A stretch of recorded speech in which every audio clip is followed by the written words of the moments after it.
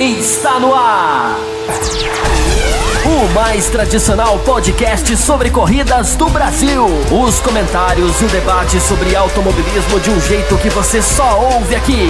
A partir de agora, Bárbara Franzin, Thiago Raposo, Diogo Gomes, Thiago Rosa e Fábio Campos apresentam Café com Velocidade. Café com Velocidade. A dose certa na análise do esporte a motor.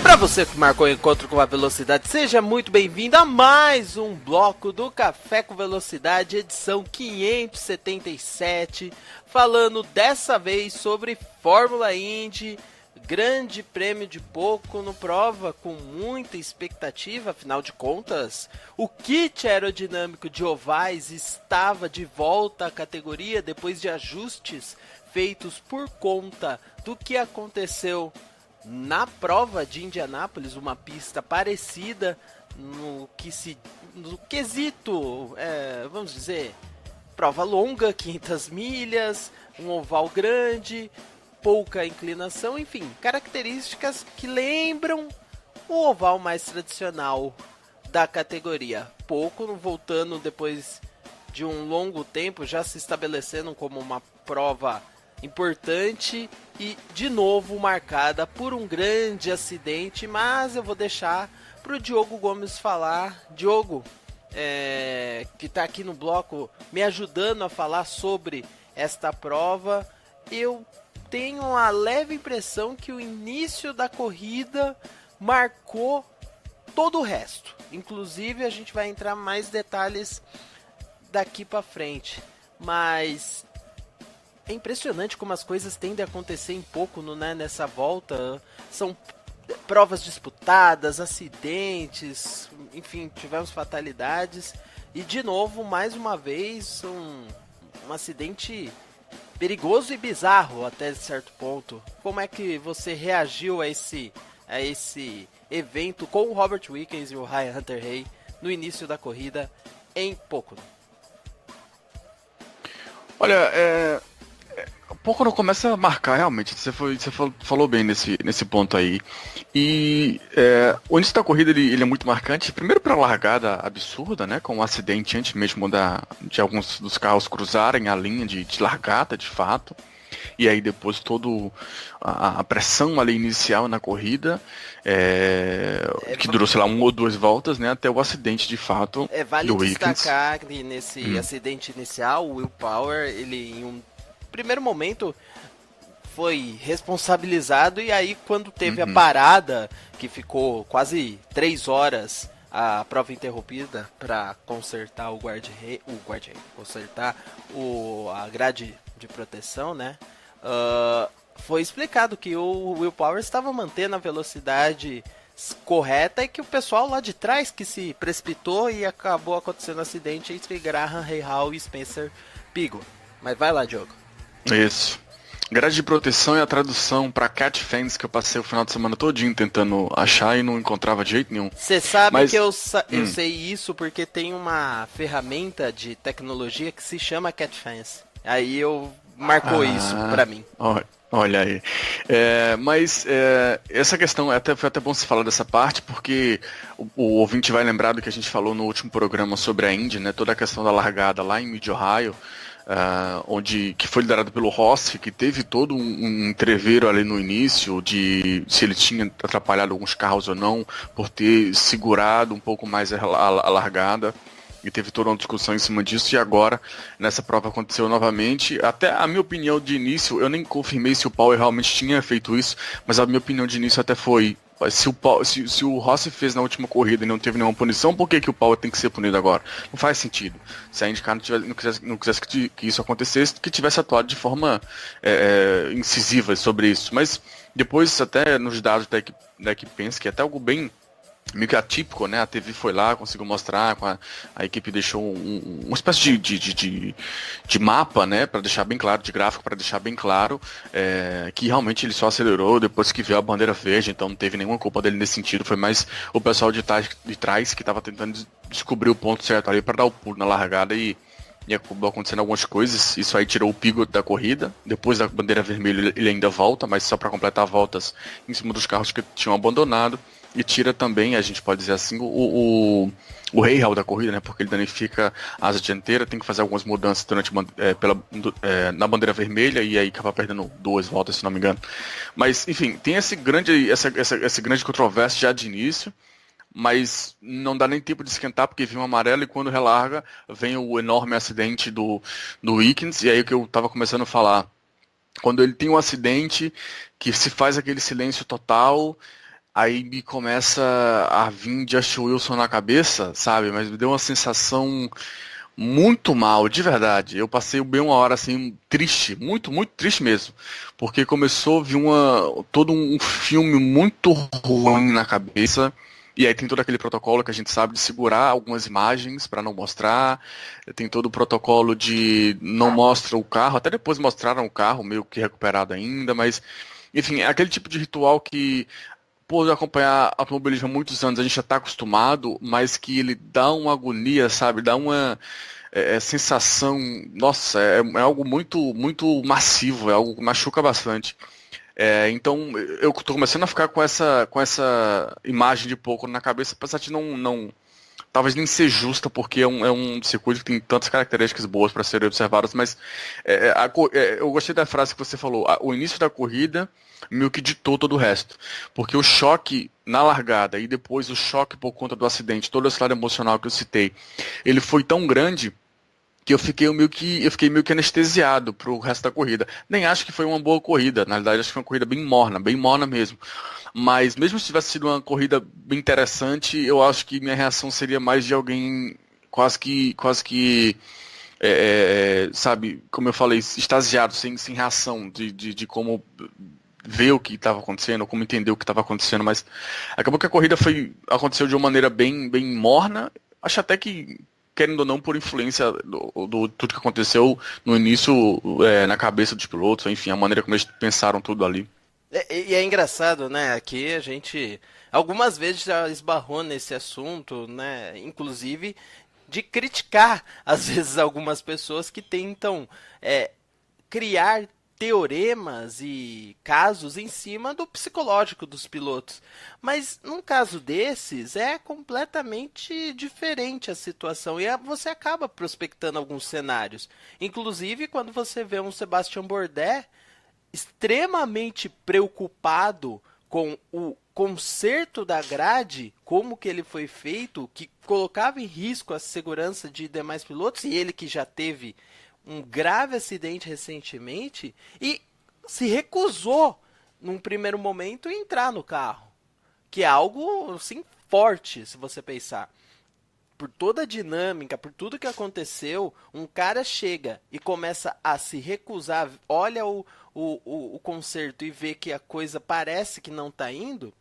E aí tem um segundo ponto também. Alguns pilotos e algumas opiniões emitidas logo após o incidente são muito parecidas com o que a gente viu já na polêmica prova de Fontana, aquela corrida onde que a questão da segurança ficou muito em voga por conta do como a corrida se procedeu. Só que dessa vez ela ficou por conta do impacto do acidente, né? Um acidente, o primeiro grande acidente desse novo carro, dessa versão modificada do DW12, e que parece que mostrou que o carro é bem construído.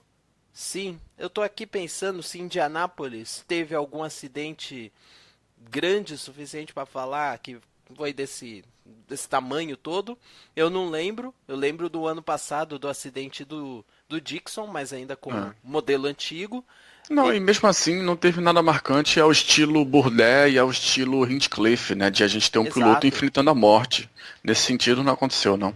Agora, assim, é de se ressaltar a minha preocupação das lesões que o Robert Wickens sofreu, principalmente por conta dessa lesão na vértebra, que dependendo da gravidade, pode levar meses para plena recuperação. Ainda mais que, aí no caso, se fosse primeira ou segunda vértebra, que tem até uma denominação diferente, agora eu não vou lembrar, L1, L2, se não me engano, essas vértebras, a quebra da vértebra causaria a morte do piloto. Então, é um tipo de lesão muito sensível e esperamos que o Wickens possa se recuperar o mais brevemente possível, né, Diogo? Não, assim, todo o andamento é complicado porque todo mundo viu que o acidente foi absurdo, né? Isso aí tá muito claro. E a Fórmula Indy, até pelos traumatismos recentes que tem, ela aprendeu a lidar bem, pelo menos no meu julgamento, com isso, né?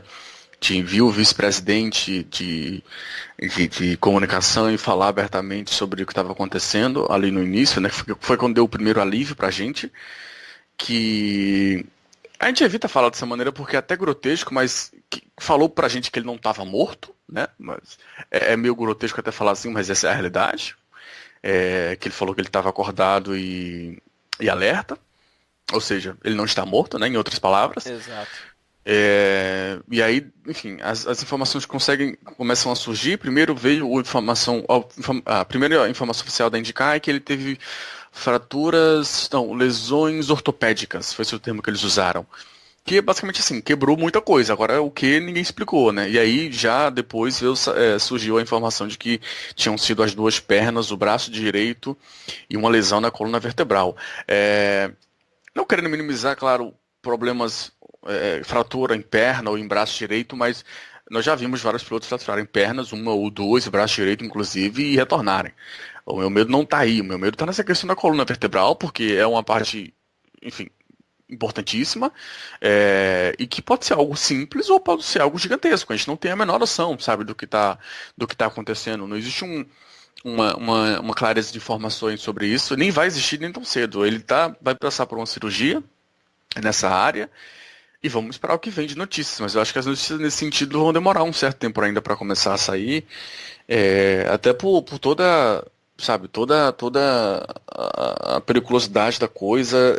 Assim, é uma situação complicada, é um momento assim de acidente, pós-acidente, muito difícil, como fã mesmo de estar vendo. E a gente que fica envolvido, que assiste esses caras e tudo mais, pelo menos, eu tenho um envolvimento com esses caras que é um negócio muito estranho. Sim, sem dúvida.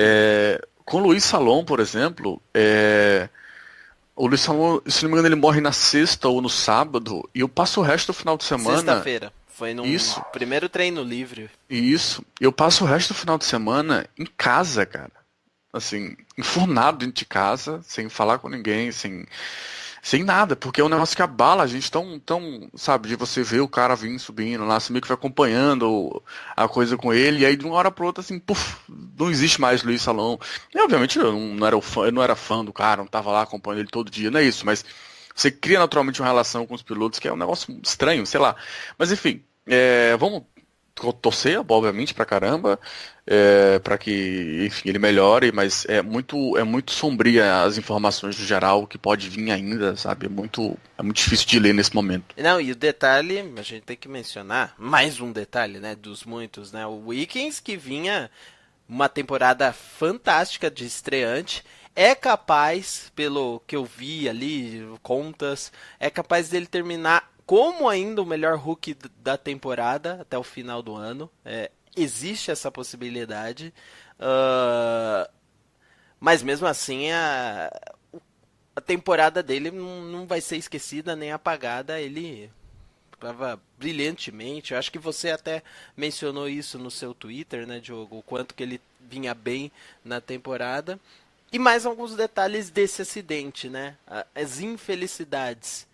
Os dois carros da Schmidt-Peterson envolvidos no acidente. O Hinchcliffe logo atrás roda e causa um segundo acidente.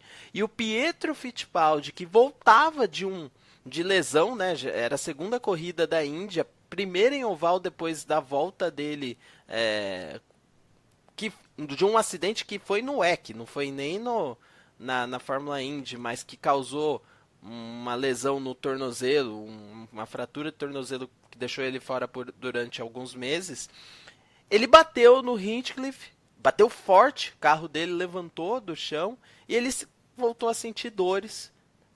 Foi liberado da pista, mas parece que vai aí ficar em observação mais um tempo, que é complicado, né? Esse tipo de batida pode causar reflexos ainda daqui a um tempo, enfim. É uma situação bem difícil. Quer falar alguma coisa, Diogo, que eu deixei de comentar? Não, só passando, ele tava com. Ele vinha de 4 top 5 seguidos, né? Pódios em 2 deles, inclusive. Na temporada, como todos, são 4 pódios. Mais aquela pole lá da primeira etapa do ano em St. Petersburg, porque ele quase ganha a corrida também, né? Teve um acidente no final com um dos pilotos, acho que com o próprio Rossi, se não me engano. Né? Vamos falar já dele. Então, assim, é uma temporada magnífica. Eu escrevi sobre isso, como você citou, é uma temporada incrível, para um estreante, algo realmente impressionante, mesmo mesmo para um estreante, digamos, turbinado, né, por ser um piloto de campeão na base, um piloto de histórico forte no DTM. É um estreante, afinal de contas, né? Ele não andava no oval, sei lá há quanto tempo, se é que já tinha andado em oval. Então, isso aí você já coloca uma observação forte, e inclusive ele vinha com um histórico nessa temporada muito bom nos ovais, né? Então, é tudo muito complicado. Eu acho que as coisas ficam ainda mais complicadas, porque, além de todo esse cenário que a gente já colocou, porque não é algo assim que a gente pode trabalhar com fatos. Não é que, ponto 1, o carro não é forte o suficiente, ou o carro criou essa possibilidade do acidente. Ou o oval é assim, ou o oval é assado. Pouco não está aí há 1 milhão de anos, a gente sabe como e sabe como esses carros correm um pouco. Não? É uma situação que se o Weekend, que talvez até fosse o correto, tivesse tirado o pé um pouquinho antes, a gente estaria aqui falando da corrida, normalmente nada disso teria acontecido, sabe? É aquela coisa de corrida que é muito clichê, mas um detalhezinho a mais ou a menos faz uma diferença absurda. E ele entra numa curva de um jeito que fica uma sensação de, mas não era pra estar ali, sabe? Mas, enfim. Que era início de prova, né? Já tinha. A corrida não havia começado da melhor maneira. Então, e assim, a dinâmica do acidente foi, na verdade, um grande azar, né? Eu não digo a tentativa, nem o toque, porque o Hunter Hay dá uma escorregada também e acaba acontecendo o choque. Mas toda a dinâmica, né? O Hunter Hay roda, o carro do Higgins aponta, né? O bico do carro bate no Hunter Hay e aí ele levanta um pouco. Só que nesse pouco, quando vai pro muro, ele vira uma prancha no muro e aí na curva, por causa da inclinação da grade, o pneu pega a grade e aí acontece a alavanca, né, que é a grande desaceleração. Quer dizer, até a dinâmica do acidente é toda complexa. Não é um carro que levanta como os outros que já aconteceu no passado. Tem toda uma série de eventos para ele poder ir no alambrado, também pode ser usado, na grade de proteção. Diogo Gomes. Sem dúvidas, e assim, o pessoal falou sobre mudanças. Claro que mudanças podem ser estudadas, podem ser feitas. O próprio softwall, né, que a gente tanto elogia hoje, é algo que foi muito discutido e muito debatido vários e vários anos, até que realmente virou fato, e é incrível como ajudou as corridas nesse sentido. Qualidade de corrida em si, é um aspecto estrutural que ajudou as corridas em termos de qualidade em si. Isso é algo bem marcante. E pode ser analisado, pode ser estudado, claro, mas, por exemplo, a questão de os carros baterem e subirem de traseira, né, como aconteceu com o Conway, por exemplo, se não me engano, em 2012, que é um acidente bem marcante, algo que já não... voando, né, praticamente. Sim, algo que eu diria que quase que inexiste, né. Então tem uma evolução consequente nisso, uma evolução constante nisso, mas chega um ponto que você explicou bem a dinâmica aí, eu até coloquei umas fotos no meu Twitter, se o bico sobe um pouquinho a menos, não teria tudo isso, sabe? Então, como eu falei, o complicado mais ainda é que não é que eu tô torcendo para que tivesse uma falha, mas que tivesse algum ponto que você fala, poxa, isso aqui aconteceu por conta disso. Vamos corrigir isso aqui. É uma situação que 1 centímetro a mais ou a menos no corte dele com o Hunter Hay não teria acontecido, ou 1 centímetro a mais ou a menos do bico subir ou descer um pouco a mais não teria acontecido. Infelizmente é uma situação puramente de corrida e que esses caras se expõem e a gente tem que aprender a conviver com isso, por mais duro que seja. Exatamente, Diogo. Bom, o assunto acidente fica para trás, nós vamos falar da corrida brevemente, claro, nós vamos utilizar dos comentários dos nossos ouvintes. O Marcelo Cesarino mandou a respeito da Fórmula Indy e ele faz um comentário que por sinal vamos usar aqui de ponte para fazer essa ligação. Primeiro ele fala que a corrida não foi boa como ele esperava, e ele usa até um termo, na verdade foi bem chulé. Mas, tendo o acidente do Wickens, acaba tornando todo o resto secundário. Em compensação, ele manda algumas perguntas aqui, e inclusive a opinião dele que é preciso acertar o kit para os Super Ovais, porque é difícil ultrapassar num circuito que anda a 350, 60 por hora, é complicado, tá? E ele faz a pergunta. Dixon deve ser o campeão, mas o Rossi é o piloto mais espetacular da temporada? A pergunta é óbvia, porque entra no detalhe dos dois caras, para mim, os dois destaques da corrida. O Rossi, pela grande prova que fez, quase dominando a corrida toda, e o Dixon por ser aquele cara que sabe economizar combustível, fazer a estratégia correta e aparecer na frente, deixando a diferença no campeonato pequena o suficiente, ou pequena, a diferença do campeonato grande o suficiente, mas a diferença entre os pilotos da frente gerenciável a ponto dele conseguir não perder muitos pontos. Diogo Gomes, Rossi e Will Power não conseguem tirar porque Dixon faz milagres.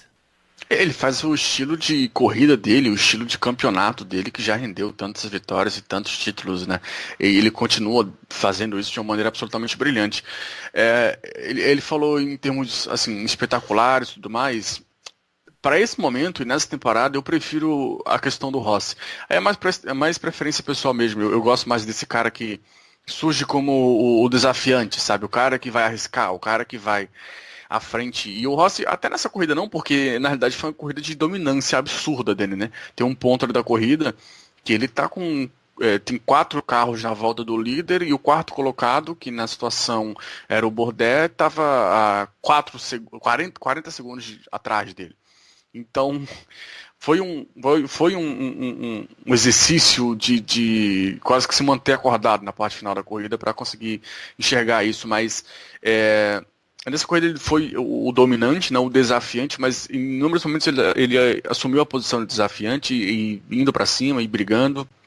Eu gosto muito disso, a maneira como ele evoluiu como piloto é algo muito marcante, né? A gente conseguiu acompanhar isso bem aqui, desde depois da vitória de Indianápolis, a maneira como ele foi melhorando. Tem a corrida de Watkins Glen, que para mim é bem marcante, talvez é quando ele dá o próximo passo nisso tudo. Mas enfim, eu acho que o ponto essencial nessa briga aí é que a gente teve um lugar mais apagado, por exemplo, nessa corrida, mas é um cara que ainda tá vivo, sabe? Ainda pode brigar.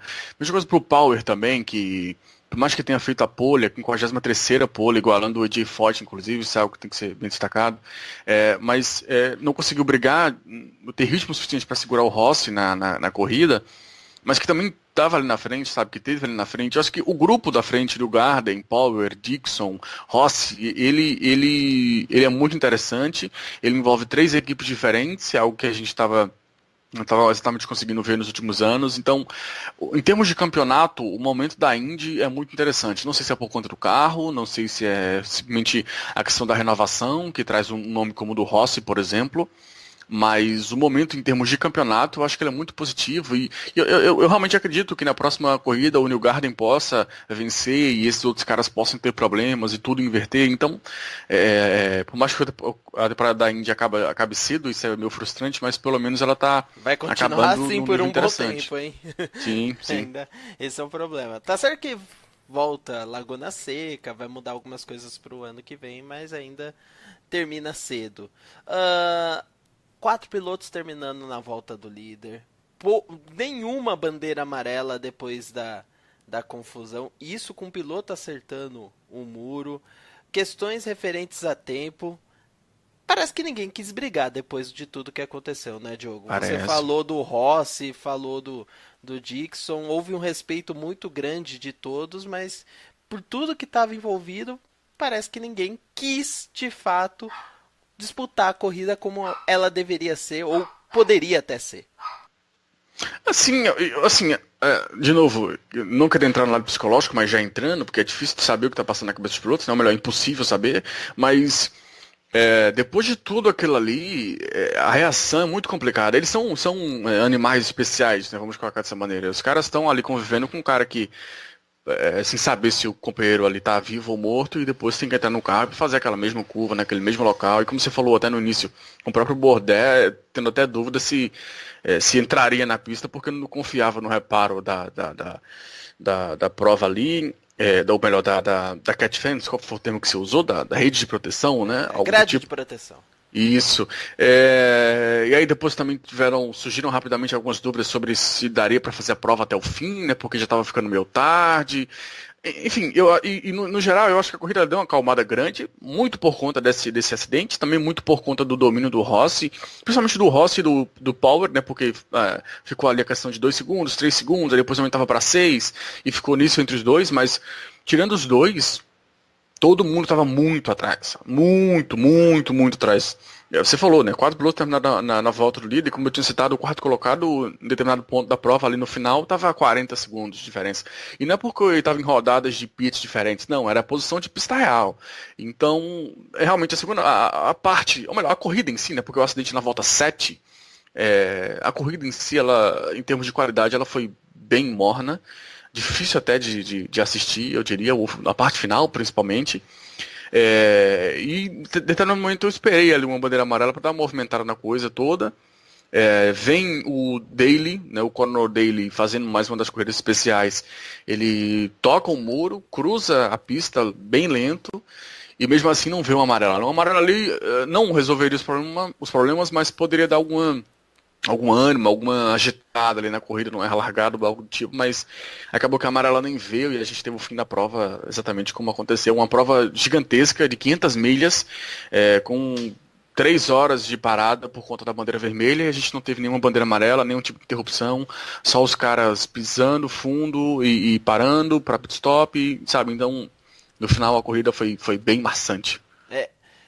Os brasileiros, por sinal, né, tiveram aí momentos bem diferentes. Como eu falei, Tony Kanaan, ele sempre aparece quando acontece esses acidentes com opiniões bem sinceras, porque pilotos são bem pagos para isso, para correr e arriscar a vida, e eles gostam disso. E aqui não vai nenhuma crítica, é só, na verdade, a opinião do Tony é bem estabelecida. Mas quando entra na pista, o Kanaan, ele tem sofrido, por mais que ele queira correr sempre, por mais que até sobressalte essa ideia dele de querer estar na pista, correndo contra o perigo mesmo está no box dele, porque a AJ Foyt não consegue dar um carro competitivo o mínimo possível. Ele acabou ficando fora da prova ainda no seu início. O Matheus Leist completou a prova, mas 3 voltas atrás, e ainda assim completou numa boa, vamos dizer, 11ª posição. E como falamos, o Fittipaldi envolvido no acidente. Então, final de semana aí bem, vamos dizer, como tem sido a temporada dos brasileiros, sem nenhum destaque, por mais que tentaram de alguma maneira falar que o final de semana do Leist foi bom, eu achei bem regular, até para fraco no final das contas. De 15 carros terminar em 11º não quer dizer muita coisa, sendo que o Rahal estava 15 voltas atrás.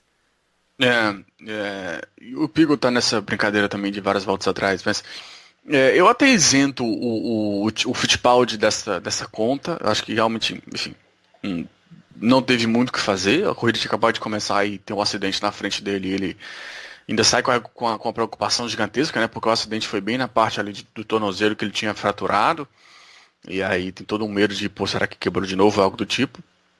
O pessoal da TV da NBC falou bastante disso. Então eu meio que isento dele, porque foi uma situação que não teve muito o que fazer ali. Agora, o Kanaan é a questão da pista em si, né? Ele tem uma qualidade muito boa em pouco, ele anda muito bem em pouco, o histórico recente é bem interessante, mas chegou um ponto que esbarrou na equipe, como vem esbarrando em vários momentos da temporada. Não estou dizendo que ele é o rei da performance e a equipe não entrega, não é isso. Mas nessa prova, acho até que ele se colocou numa posição mais ou menos interessante e saiu da prova por uma falha elétrica no carro, que simplesmente se apagou, né? Ele vinha numa posição interessante, teve que ir para os pits, ficou lá preso, e depois ele até comentou, sei lá, 70%, 60% da prova na cabine da NBC. Bons comentários, inclusive, de quem tá lá dentro, né? Bem honesto, como sempre, mas, enfim, é isso. Esbarrou na equipe nessa corrida especificamente, porque estava até trazendo bom desempenho. Na temporada como um todo, acho que o desempenho dele é bem abaixo. E sobre o Lash, é o que você falou, assim, é uma 11ª colocação, é a melhor colocação dele na temporada, inclusive. Só que a gente tem que destacar que, obviamente, nós tivemos diversos carros ali importantíssimos saindo desde o do início da prova, né? Diversos carros, inclusive. O próprio, por exemplo, o Sato, que a gente não citou, mas ele também saiu da prova por conta desse acidente. Não é um cara que briga no topo, como o Wickens e como o Hinchcliffe. O Hunter Reid também, o próprio Hinchcliffe que ganhou corrida agora, três etapas atrás em Iowa. Então ele não é um dos caras que está brigando lá na frente, mas é um cara que naturalmente está na frente, se classifica, fica à frente do Lash. Então todas essas posições ali que o pessoal foi saindo da frente, o próprio Kanan que estava andando na frente dele, foi meio que uma corrida de sobrevivência. E nisso aí ele foi sobrevivendo. Acho até que fez uma corrida interessante por ser um jovem, por ter sobrevivido a tudo isso. Mas não dá para clarificar essa 11ª colocação, porque é uma colocação que ela não é real, né? Ela aconteceu por conta dos acidentes. Obviamente que ele não tem nada a ver com os acidentes, tem nada a ver com os abandonos, ele foi lá e capitalizou em cima disso e conseguiu a melhor colocação dele na temporada. Parabéns para ele por isso, mas a gente não está analisando aqui, como a gente tenta fazer em todas as categorias, a gente não está analisando o resultado, está analisando a performance. Em termos de performance, eu não vi nenhum grande diferencial nesse sentido com relação às últimas provas. Talvez até uma evolução, porque nas últimas provas estava muito mal. Tanto ele quanto a equipe. Nessa talvez até teve uma evolução, mas não acho que seja algo. Não acho que essa 11ª colocação seja algo tão verdadeiro para, sei lá, imprimir, botar num quadro e colocar na sala como algo super a ser destacado. Mas é como eu já falei em alguns programas anteriores, a temporada de aprendizado, temporada de evolução, tomara que consiga evoluir, que consiga vir para frente. Bom, do bloco da Fórmula Indy é isso. Aqui fica o meu desejo da breve recuperação do Wickens, como a gente falou, ele passando por uma cirurgia, né, na coluna, na vértebra ferida. Vamos ter mais informações ao longo da semana e provavelmente na semana que vem, depois do Grande Prêmio de Gateway, a gente já tenha maiores informações e aí podemos até falar com um pouco mais de detalhes a respeito disso, né? E claro, a Indy eu mencionei, volta já nesse final de semana, né? Grande Prêmio de St. Louis Gateway, Grande Prêmio que o ano passado teve muito público, pouca emoção na pista, mas quando teve emoção foi a ultrapassagem do ano com Joseph Newgarden, estragando o relacionamento que ele tinha com o Simão Pagenaud. Vamos ver se esse ano vamos ter alguma coisa nesse sentido. O bloco da Fórmula Indy se encerra. Esse é o Café com Velocidade, que ainda tem muitos outros blocos. Você tem Fórmula 1, você tem Stock Car nessa edição Q de 77. Fique à vontade, gente.